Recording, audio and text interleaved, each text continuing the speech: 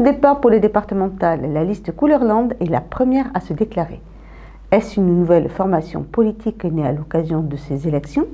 Je suis chef de file d'une équipe assez formidable, constituée de façon assez facile, avec beaucoup d'élus, avec aussi des personnes non élues, mais très concernées se sentant très concernées par le département. Il y a des sensibilités politiques de droite et du centre, et il y a la moitié de l'équipe qui n'a pas d'engagement politique particulier dans un parti, mais qui a souhaité travailler à ce renouvellement. C'est sûr que c'est plus une émergence d'élus locaux, cette campagne, qu'une organisation d'appareil. Au municipal, il s'est quand même passé des choses dans ce département. Oui, quand même. Il s'est passé des choses parce qu'on a fait partout, au fond, des listes d'union, avec des gens de la société civile, des fois des gens de gauche qui nous ont rejoints. Ceux qui avaient des cartes politiques les ont assumées, ceux qui n'en avaient pas, y sont allés quand même. Et il se trouve qu'il y a toute une série de communes qui ont basculé. Tous les partis politiques ont mené une réflexion en commun pour essayer de trouver les meilleurs candidats et de partir unis. Et puis aux dernières municipales, il y a eu beaucoup de renouvellement. Et au fond, c'est cette nouvelle génération de maires qui part au combat ce coup-ci.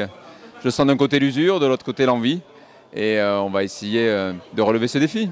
Chez les citoyens, il y a certainement aussi un ras-le-bol un petit peu d'une situation nationale où on voit le chômage qui augmente. Il augmente particulièrement plus dans les Landes, où certaines choses sont difficiles à l'heure actuelle.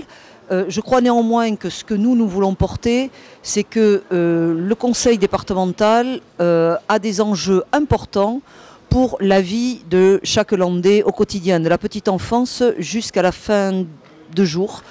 Et que donc nous avons, nous, dans les compétences du Conseil général, franchement des choses à porter pour la vie quotidienne des gens. Et ça, ce sera très local, forcément.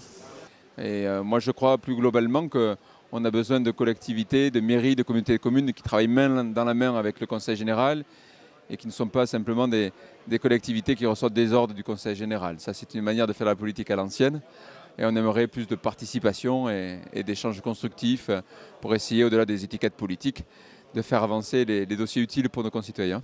Nous travaillerons du début à la fin avec véritablement cet esprit d'équipe. Chacun travaillera sur son canton et sur son territoire, mais tous collectivement, nous aurons élaboré le projet départemental que nous présenterons dans quelques jours aux Landais.